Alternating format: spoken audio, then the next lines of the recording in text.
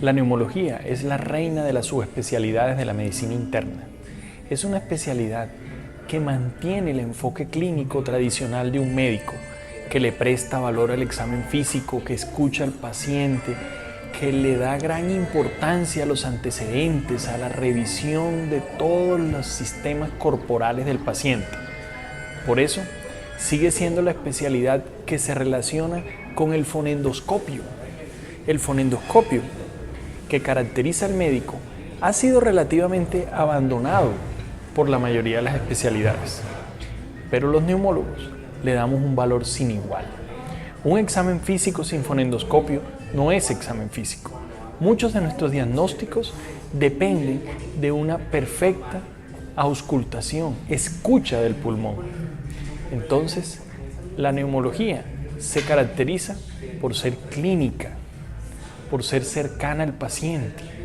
A pesar que tiene múltiples equipos y dispositivos para hacer evaluaciones, el examen clínico y el entendimiento y la escucha del paciente sigue siendo lo más importante para un neumólogo.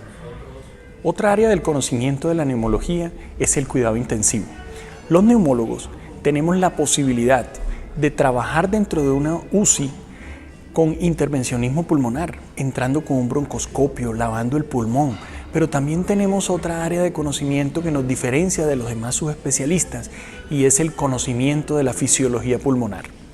La mayoría de los enfermos que llegan a cuidado intensivo llegan allí por problemas pulmonares, neumonía, algo que se llama SDRA, síndrome de dificultad respiratoria aguda del adulto, injuria pulmonar, pulmón de choque. Son muchas las enfermedades sumadas a las que se relacionan también con el corazón, como el edema pulmonar. Entonces, tener un neumólogo que lidere una unidad de cuidado intensivo, que trabaje en cuidado crítico, puede permitir salvarle mucho la vida a pacientes que lleguen en situaciones graves. Pero los neumólogos no trabajamos solos. Los neumólogos tenemos otras especialidades con las cuales podemos desarrollar actividades de la mano y ayudar a mejorar los pacientes. La principal de ellas, la alergología. El asma era una enfermedad que hasta hace unos años se las disputaban los alergólogos y los neumólogos. En este momento, en el sitio donde trabajo, en la Fundación Neumológica Colombiana en Bogotá, hemos tomado la decisión de unir alergólogos y neumólogos para lograr la mejor atención del paciente asmático. Otra especialidad con la cual complementamos nuestras acciones es la oncología. El cáncer pulmonar es supremamente importante que sea detectado a tiempo. La detección temprana del cáncer de pulmón permite salvar vidas. Y eso es lo que hacemos.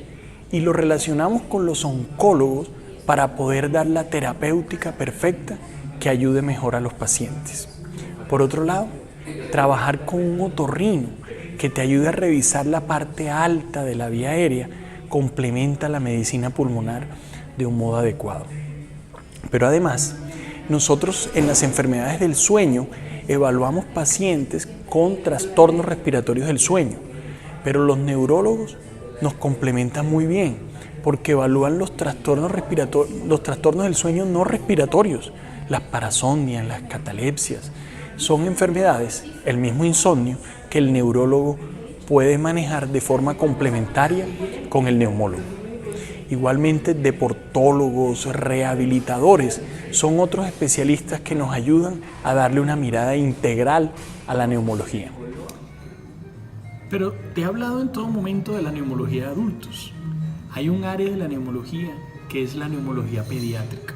Vamos a asumir como otra especialidad completamente diferente. Niños y adultos no son la misma cosa. Niños no son adultos pequeños.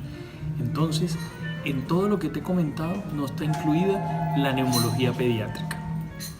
Por otro lado, es necesario entender que la neumología tiene dos miradas, la mirada aguda y la mirada crónica. Muchos de los neumólogos les gusta dedicarse a las enfermedades agudas, a la atención en urgencias, de una neumonía, de una dificultad respiratoria que posteriormente te lleve a cuidado intensivo. Pero la otra parte corresponde a los cuadros crónicos, que son la mayor parte de la neumología. Allí puedes colocar la fibrosis pulmonar, el EPOC, el asma. La neumología tiene otra característica importante y es que el neumólogo la mayor parte de las veces no cura las enfermedades por tratarse de enfermedades crónicas de larga duración. El secreto del neumólogo es el control de la enfermedad.